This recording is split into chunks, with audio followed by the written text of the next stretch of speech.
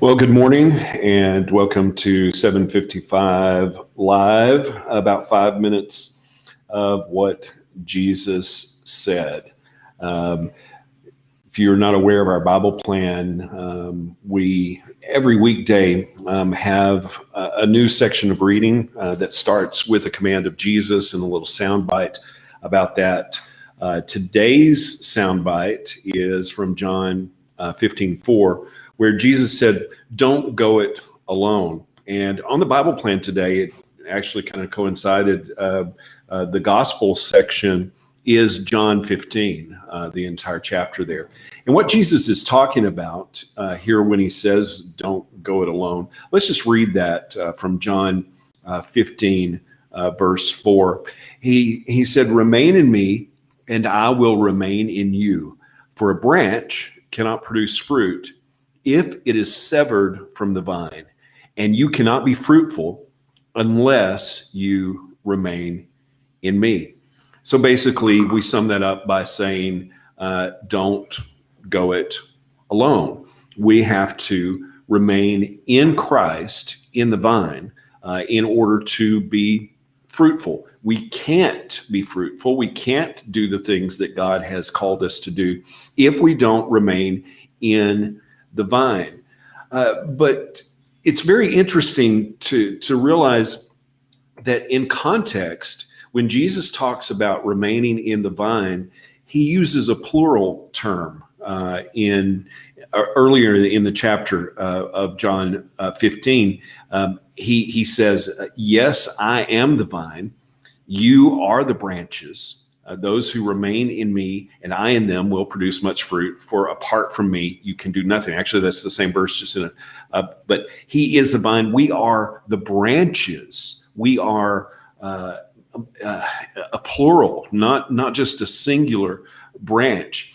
And he goes on to say that if we obey him in verse 10, we remain in his love, and his commandments are to love one another in verse 12. So we not going it alone, that doesn't just mean that we're plugged into Jesus, but if we are plugged into Jesus, if we are connected as vines or as branches to the vine, we are also connected with each other. Following Jesus is not a Lone Ranger sport. We are in this together. And don't go it alone means not only do we put Jesus first in everything, and we obey him and we make him the focus of our life, but it also means that if we are plugged into him, that we make it about others as well. And yes, thank you for reminding me about verse 13. There's no greater love than this, than to lay down his life for his friends. That's exactly what Jesus was talking about. We plugged into him, grafted into his love.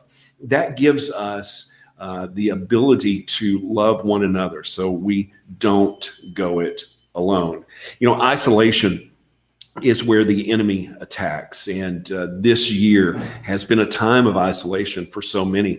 But we can't allow circumstances to keep us from being in this together. We are disciples when we are together, where two or three are gathered in his name, doing things his way. Then Jesus is with us, and we are really, really a part of the true vine. That's why the writer of Hebrews in chapter 10, verse 25 says for us not to forsake the assembling of ourselves together.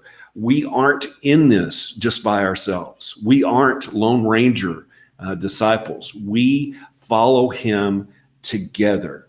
And that's what Jesus said. That's who we are and how we live our lives. And that's where our strength comes from. So don't let the enemy isolate you. We're in this together. We are plugged into Jesus and plugged in to one another. Don't go it alone. That's what Jesus said. How can we put that into practice today?